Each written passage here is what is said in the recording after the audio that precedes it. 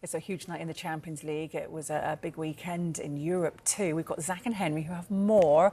What have you got for us then? Over to you guys.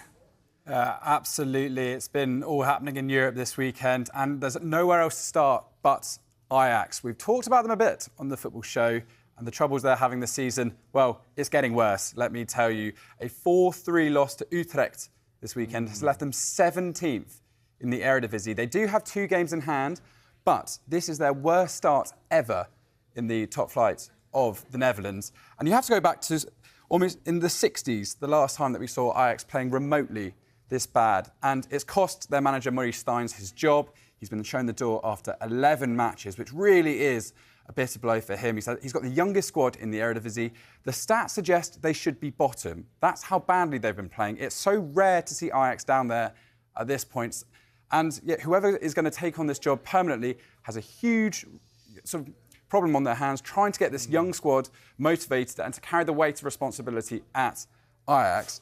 But, Zach, they're not the only giant, let's say, of Europe who are struggling this season, are they? No, they're not. FC Basel, obviously in Switzerland, who made the semi-finals of the Conference League last year, are currently not doing very well. They're in the relegation zone. Schalke look like they could be dropping into the 3rd tier of German football. But if we go to France, Lyon, things have not been going well at all for them. They are winless in 9 matches so far, bottom of the table with just 3 points in the league. Now, they lost at home to Clement Foot at the weekend. Now, they are also a team in the relegation zone, a big 6-pointer for them already. Laurent Blanc was obviously sacked during this season. He was fired. And his replacement, Fabio Grosso, has lost 3 out of his 4 games in charge so far. Lacazette, who scored 30 goals last season for them, has only 3 this year. Things aren't looking good. Fans are furious, Henry. Now, look, the club sold a lot of players last year, a lot of key players, but there is still some talent there. Yeah, I mean, this kind of happens when you become a selling club for so long, when you're constantly your best players are moving on. Malo Gusto, who's headed to Chelsea. We saw sort of staples of the club, Husam Aouar, leave for Roma this year. And it's just caught up with them. The recruitment's not been good enough. And they're bottom of Ligue 1. I can't express to you, this is the team that before PSG dominated French football, and now they're at the bottom of the table. But things are all happening at the top of Ligue 1 as well. And this is what's going to really interest Manchester United fans, because we see Monaco top, flying under Adi Hütter this season, but then we have Sir Jim Ratcliffe's Nice sides. They are doing so well. This is the man who's potentially going to take a 25% stake in Manchester United. Well, United fans, his Nice project is going seriously well with Francesco Farioli as boss this year, undefeated in 9 games. You can see him on the right here. Farioli came in from Alanyaspor in Turkey.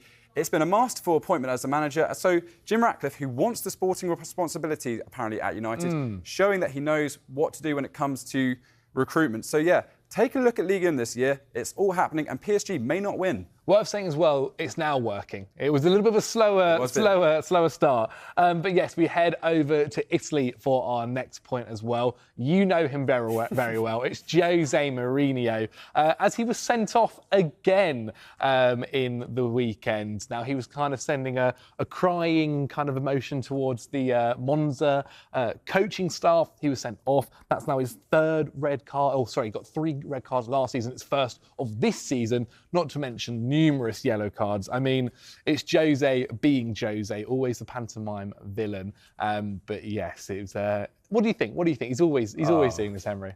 A chaos agent, is that what we call it? I think so. I love it. But it means he's going to miss a clash against Inter Milan, which is really important for Roma. They're in 6th at the moment. This is the 2nd season in a row he won't be in the dugout to take on his former club.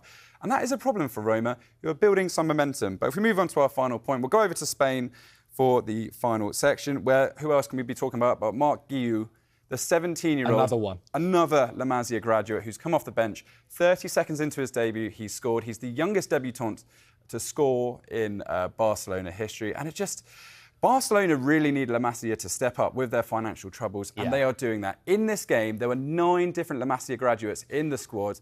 Alejandro Balde at left-back. We saw Gavi in midfield. Lamar Yamin, who's been so exciting, coming even for the Spanish national side too. He came off the bench. But the day belongs to Marc Guiu. And what's interesting, Zach, he's a 6'2" forward, powerful forward who can head the ball. It's not really the kind of product we expect to see coming out of La Masia. No, it's not. However, they continue to do it. I mean, it's just La Masia. They continue to make graduates after graduates after graduates, and I'm sure that will help for Barcelona and their future. But those were our 5 things you might have missed in European football this weekend.